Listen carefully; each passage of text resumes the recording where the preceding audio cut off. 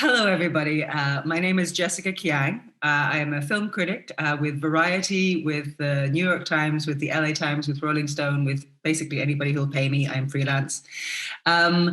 And I'm here, very delighted to be here to talk to you and to talk to the director of the film you have just watched, the very excellent This Rain Will Never Stop. And the director's name is Alina Gorlova. I believe this is your second film, your second feature film, Alina. And so I'm just going to jump right in. I believe that there are various ways that I think you should already know about how you can participate in this Q&A if you're watching. So do please feel free to put in your questions at any moment. I'm going to have a few things to talk about with Alina first of all. But if you have any questions that occur to you at any point, please just feel free to pop them in the chat and we'll get to them. So welcome very much. And thank you so much for being with us, Alina. And thank you so much for this really, I think, really extraordinary film. I was lucky enough to get to review it quite a while ago, and it was really striking to me. I reviewed it for Variety.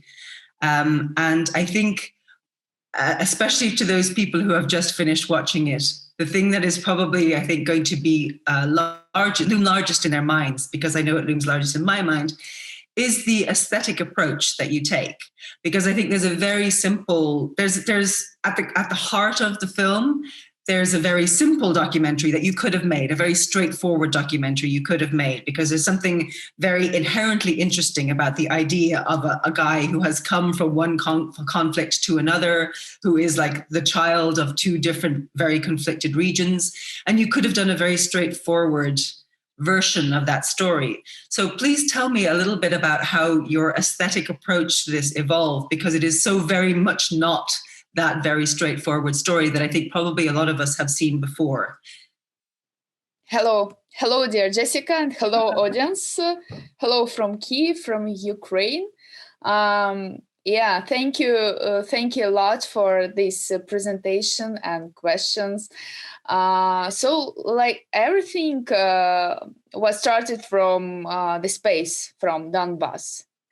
And and I visited Donbass in 2016, and I was really impressed. The nature was really beautiful, but it was really dangerous at the same time, because it's war zone. It's very important to understand what is Donbass. Probably everyone knows, this word, Donbass. It's some area, it's east of Ukraine. But anyway, like until nowadays, the war is going on there. But it's at the same time, it's very beautiful place. Yeah, the nature is amazing. And yes, I was there, and I don't know, I had an impression. So I saw this space in black and white. I don't know why, but anyway, and from this moment, I started to sort. I wanted to find a protagonist for this space. Actually, I thought that it will be male protagonist, young. So I found him. It was Andrei Suleiman, and I like this this duality, this double trapped by the war. And I thought that maybe I could create one space between Ukraine and Syria. And it was like my first idea. Lately, when I realized that Andrei, is working in Red Cross mission, like a volunteer and so on, I started to think about machinery of war. And that's why we're keeping this line of this machinery of war and peace, and then of life and death also. And I found these opposite sides, and I really impressed, actually, Jessica, that you mentioned this in like black and white. it was really good because, I was thinking about this only in my head, that actually black and white in opposite sides during the editing process. I was thinking that, maybe it's like my dreams or fantasies or something like this, but black and white, I didn't think about this at the beginning. So yes, yeah, I didn't articulate it during the editing and during, yeah. But you did shoot in black and white, so there was some sort of way that it occurred to you that this story should be told in black and white. Yes, but first of all, I was thinking about one space. That's why we decided not to put any captions where it's going on, actually. So basically, you're saying like one space across from Syria to Ukraine, across the so everything seems like the same place a little bit. Yeah, absolutely. Yeah, right. It was my idea. Of course, it was a risk in some way, because I'm sure that a lot of viewers are confused a little bit. And it's okay. I understand it, but we are talking about the world. I know I was trying to make this movie more deeper, not only about this like particular conflicts. Yes. Yeah, a more generalized thing. But I think that's very interesting what you said before, because if I understand correctly, you were saying, so you were very struck by the landscape of Donbass and the landscape of the Ukraine, and so you were looking for a protagonist, and you found Andrei. So am I right in thinking then you were actually just looking for a protagonist for the war in Ukraine, to tell a story about the war in Ukraine? Absolutely right. So his Syrian background, that was like a bonus. Yeah, and like actually this project, it was planned like a short movie, and it has a title Andrei Suleiman. Like lately we changed this title to Between Two Wars, and like I was planning to make a character-driven story, like a very traditional movie, film, documentary.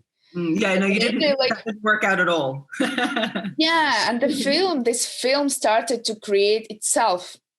It's very important. And my editor Olga Shurpa, we just found out this. Like during ITFA summer school workshop, I understood that this film has its own character and is very important. Probably the most important in this film is to save its atmosphere and its mood. Probably it will be a little bit weird for someone, but anyway, yeah.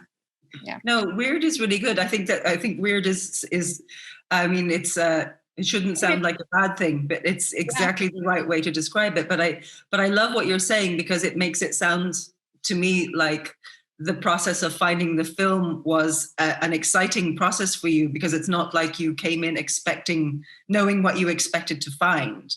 And I think that's one of the very exciting things about watching the film, is that I found it a constant revelation. I never quite knew what you were going to do next. And that's really exciting to me, even though you're telling a very strong story and there's very strong narrative through lines there, that sometimes you actually look away from the obvious narrative points. So just tell me a little bit about finding a balance, actually, then, between this sense that the film is taking you somewhere, and between wanting to, give the audience certain narrative points and tell them certain stories.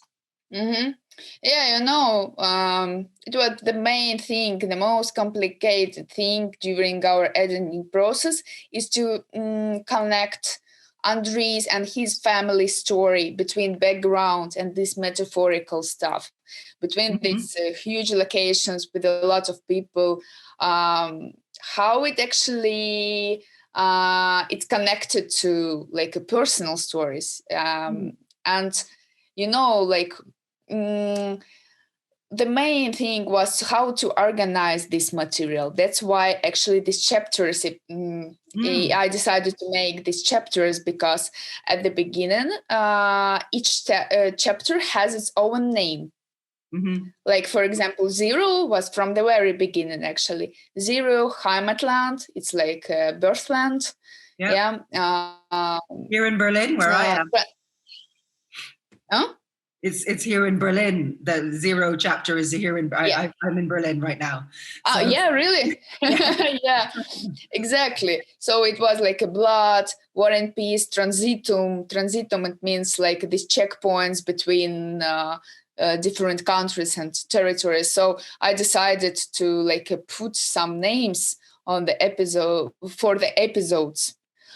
So in this way. But it's a magic. You are editing, and finally you realize that you like. Yes, I find it. Yes, so. it has its own life. Yeah, it wants to live in a certain way. We have a quick question here from Anne, who is just complimenting your very interesting film, and would love to learn about how you met Andrei and what made you choose him. What was it that stood out to you to made you choose him as your protagonist? Yeah, actually, my friend, photographer, she advised me because she was working in this area. And I just had a talk with her, and she said, please look at this guy, probably contact with him. And I just came to his city, to Lysychansk, to Donbass. Yeah, Donbass region. And I had like really, maybe I spent there around 2 days. And he said that he wants to come back to Syria just to visit, maybe to solve something because he was a teenager. And I found some in this sentence, in this like desire, some probably line for the film. Mm-hmm. And I decided, this protagonist, he has some dream, desire, I don't know, like from A to B. Something, we have something, so we could work with it, we could develop. Lately, of course, I realized that it's not enough. Mm-hmm. And I was looking this like film, firstly in his story, and then I realized that I have to make our scale bigger, wider, because the real story of the film, not only in Andrei's life. Yeah, it was very important. And from this moment, like, actually, I realized that it will be not easy to make this film. No, it should be easy. Nothing good is ever easy. Yeah, of course. But when you have a character-driven story, my previous film was a character-driven story. You are following, of course, it's hard. You have to choose and so on. But you are like, your character is creating your film. But this is actually a really interesting point, and I think it must be a very difficult thing, actually, as a filmmaker. It's not something that we necessarily notice, but if especially you have somebody who is so central to your film, but there are also times when you know that you're going to not follow him, or you're going to look away from some part of him. I think that must be difficult as well. And actually it feeds a little bit into the question that I have from Alyssa, who has a really interesting question, which is about capturing very personal moments in the lives of the families, and how you were able to get this kind of access and this kind of trust. And I would like to add to that, actually, in a bit of a way. How much did you let the families know, or how much did you know at that stage the kind of film you were going to be making? And did that feed into whether or not they were going to let you film these very intimate, like the Zoom calls, some of them, and sometimes some of the family members just say such beautiful poetic things, seemingly spontaneously, but obviously you had, put a degree of trust between you two. So how do you, how did you make that happen? This trust was built not from the very beginning. It was really process. So I could say, like, honestly, I hadn't trust from Andrei from the very beginning. Yeah, it was really, really hard to film. And he said, why you want to film this? Why?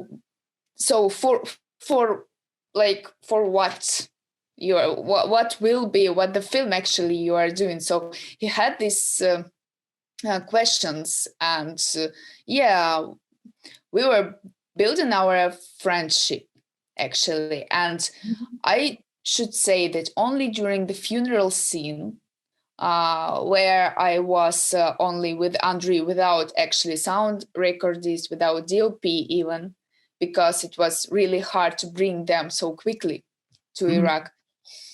And I realized that finally we are friends. Finally, at that moment, like, we ruined this wall between us. It was around actually I was finishing the shooting, the filming, and I realized that only in the end of this process. Yeah. Really? So actually it was the process of filming that made you that gained some trust between you. Yeah, absolutely. Like, probably we received some friendship from this film, like you are making something for something. Now we are talking a lot, like we are keeping the contact. Not every protagonist stay with you after the filming. Yeah. Yes, I wonder how is he responding to how it has got. I mean, because it has been so well received, and as it deserves to, because it's a terrific film. But how is he responding to now being like a movie star? Yeah, actually, I think that he would like to be a movie star. He would like to go somewhere to the festival finally. Yeah, because I think I could say that he was probably a little bit famous in Red Cross because he was from Syria and he was living in Ukraine. So he was special all the time, a little bit. Okay. But right now, of course, kind of glamorous anyway. Yeah. That's very good. Okay, so I have another question from Terry, who is asking, who's saying congratulations on your amazing film, but is asking specifically about the music and sound design, which I think is a really good aspect to hone in on as well, because it's a very, as well as being visually extremely striking, I think the level of attention to detail that you bring to the sound design, and I think especially the music, which gives a very unearthly but also sort of uncanny emotional layer to the storytelling. So tell us a little bit about those collaborations. Yeah, so we have two composers from Latvia and from Ukraine. Like, so I was working with a Latvian composer in distance online. It was a nightmare. I should say that it's very, very, very bad idea to work on music in distance, because like music, it's something I don't know, like you couldn't touch it, you couldn't even sometimes explain. You are just sitting in front and you say here. Yeah. Something like this. That's why it was not easy because of the COVID. Our post-production was during 2020. But so, like, my the main aim, what I was talking to the guys to compose, to the composers, I said that I want some music that exists and not exist at the same time. Okay. Something which will be in such balance with image. And so, of course, the music suits for this film very much, in a very good way. and it was a probably big desire and a big risk to put a lot of music to the film. Yeah, because it's very easy to work with music and with these beautiful images, but we have to make a film at the same time. And what my like the main aim was to exist and not exist, and probably not like my dream was to create such music which will be born from the scene, from some sound, from which sound that exists in this scene already, and it developed, and I mean, I think it's really successful in that regard, because I mean, it's not quite music, but it's also not quite sound design. And I think that what Terry had identified here is the fact that those two things, I'm not sure where the score begins and where the sound design finishes. They're much the same thing. Yeah, absolutely. About sound design, and I like that Terry. I felt like a subconscious, emotional, subconscious. It was our main aim, and we were working with sound designer, and I said that we are putting together image and sound, and I would like that another story will be born from this connection and compilation, probably inside viewer head. Yes, it is, because sound is so much like that. It seems like so much a subliminal thing. Absolutely. I mean, I want to talk as well, because we actually haven't mentioned one of the things that I found most striking when I first saw the film all those months ago, was these very abstract, I guess they're drone shots, the high overhead drone shots that are black and white, and these wonderful textural, I don't know, like sides of mountains and shale and silt that you get. And it really looks to me like another planet. It looks like the surface of another planet. And yet we do kind of know it's here. So and to me, like, again, that's another example of where you make a really bold stylistic choice to go away from, whatever about black and white, whatever about we're going to shoot very nice, beautiful pictures in black and white, we're going to follow this protagonist. The decisions to break things into chapters, to do those very glitchy edits that you have over the chapter headings, and especially, I think, to use this as a recurring motif, these high floating overhead shots of these very abstract and very beautiful, but very nothing to do with anything really, images. I think that's really where the film comes alive to me, or certainly sets itself very much apart from the standard war documentary that we're used to. So tell me a little bit about when did that concept occur to you, and how did you achieve those shots, which are just amazing?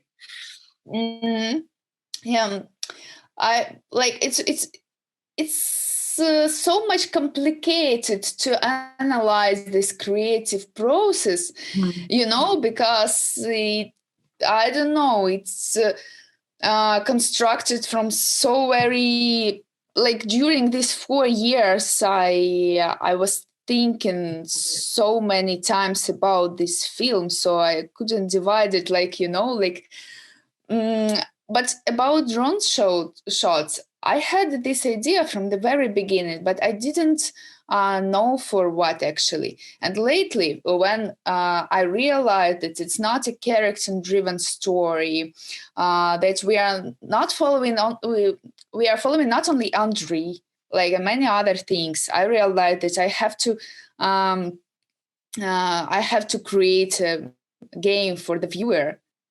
From the very beginning. So it's like we are like aliens who are landing on another planet, and we are following some different people, this flow on the checkpoint in this second scene. And finally we see Andrei, and we understand that, okay, like not we actually, this like I from this alien, we decided, okay, it will be our character. We decided to follow this this person. Yeah, it's like if we are saying that that cinema is something like a conscious, like a mind, like another human, like cinema, like film. So it's like the process how this film is thinking. Probably it's I described it's a little bit complicated. Sorry, it's like 3 a.m. Well, yeah, it's 2 a.m. where I am, and you're making perfect sense. So don't worry about it. yeah. But do you understand? Yeah, actually, what I mean. I think so. Yeah, like a film. It's another person. Yeah. No, but I and this again, I really love this idea, and it's what you were saying before about the film becoming its own thing, almost like you didn't have that much to do with it. It was telling you what it wanted to be. So I think this is the same thing, and maybe the film is the alien, and that the film's point of view is this alien point of view, and it also then makes me realize more. I mean, how you might have come to this point politically as well for the film, because the film, despite the fact it is it is very much involved in the dirt and the on the ground with two incredibly difficult and thorny and extremely hot topic political places and conflicts that are ongoing and that don't seem to have any end in sight, and that have so many ramifications, you still manage to stay actually out of the politics of it. And it becomes much more about the idea of war, about war as a concept, as opposed to these specific wars. And I think maybe that's partly because that's how an alien would see it. If an alien came down, they wouldn't necessarily be like, oh, well, of course, well, the Syria conflict is because of this, or well, yes, in Ukraine and Russia are going through these things. They would just see all of these, idiot human beings killing each other. And would think it's all more or less the same thing. So I think that this actually makes a lot of sense to me. But again, it's 2 a.m., so maybe I'm just on the same crazy wavelength as you are. yeah. Actually, you're absolutely right. Yeah. I had this idea that it's not so important, but because I don't want to make a political thing because the politics will change. Yeah. So we want to make. I would like to make a cinema to talk about more important things. Probably, yeah. I could say that this film, the main plot, I don't know, the main idea, the main, I don't know, impulse. Yeah. It was started from the Heraclit philosopher, like a thesis that the war is the king of everything and the father of everything. War it was like everything and the father of everything, yeah. And a father of everything, yeah. And and I started to research a little bit in this philosophy, like a part of philosophy which is that we have right now. That's not the whole text from Heraclit, but anyway, we could understand that actually he said that war, not only war, that conflict is very important, like part of our life, not only in our life, but probably in some cosmos, in some space, universe. So we are conflict. We have a lot of conflicts, and this conflict actually conflicts creates a lot of another things. So that's why I decided not to tell about war, that it's something very, very bad, because of course we understand that it's bad, but it is, and it will be anyway. So right. Yeah, and I was thinking about this when it will be ended. And I found out that probably never. That's why that's why I was thinking that, politics, it's something, it's something that will end some, like, as I said before, it will change. Yes, it's true. But also, I mean, it's very interesting because you're talking about like Heraclitus and what his, his philosophy of war, which is obviously kind of old, goes way back. But I think there's something really interesting there because for him, I suppose, to a certain degree, war was not only inevitable, but there was something glorious about it. And also it was in a way a creative force, as well as obviously a destructive force. There's something creative about war. And I think that's interesting in your film, because your film is a creative act that is made in the midst of war and is about war. So even though it's very much, hang on, we have a question. Just one more question. So a question from Sue, and also we are approaching our cutoff point. So I'm going to have to stop fairly soon after this. But so war is war and landscape is landscape, showing the effort of injuries and the emotional family events give the general impact of war. She was hit by the young man who going home after 7 years. Her mother lost her mother at 17 and at 19 came back to the US and her dad would not return for 7 years. So I think this is a really interesting point that actually, although we're talking about how there's a lot of abstract stuff going on, obviously there are also moments that are very sorrowful and can really connect with people on an emotional level as well. Absolutely. It's like it's heart of the film, of course. Mm-hmm. Like it was important to create the right form. I wanted to create layered film with a lot of layers. Mm-hmm. And of course, like this layer with a personal layer, it was very important. Was like I don't know, like blood. I said that we have this chapter with the title Blood, and it was about relationship inside families, about connections, and how are these connections actually are still strong, but probably not so much already. And I was thinking a lot about these connections. Yes, and I think that's absolutely true, because there are moments that aside from everything that just really do connect. Aside from the aesthetics, I always think of the line. For some reason, the line that really resonated with me was the father or whoever is saying, all of this porcelain is useless now. He's talking about and that's just so sad to me, but a really beautiful moment as well. So we're going to have to finish soon, but I wanted to just end on one sort of more general question, I suppose. We have talked about this alien's point of view, and I think there is a certain degree to which the film is an alienating film, and there is something alien about watching the film.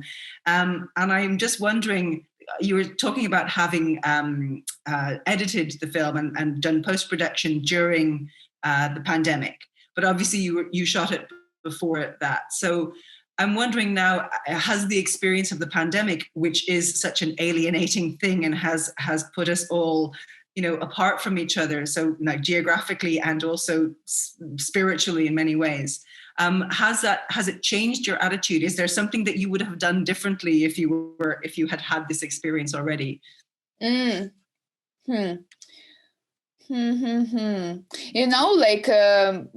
had an idea to continue to film a little bit.